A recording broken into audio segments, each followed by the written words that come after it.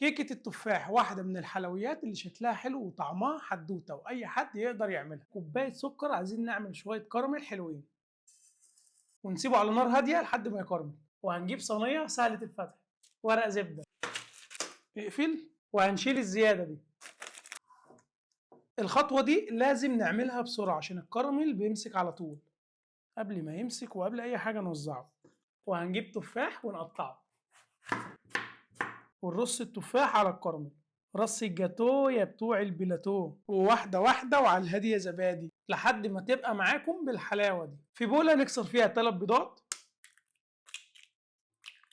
ونص كوباية سكر، وكده كده السكر حسب الرغبة، ورش فانيليا وميكس رايق من اللي قلبك يحبه.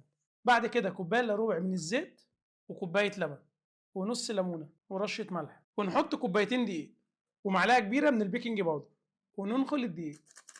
والله حدوته مدلعكم. بعد كده ندخل كله في بعضه لحد ما توصل معاك بالقوام الرايق ده.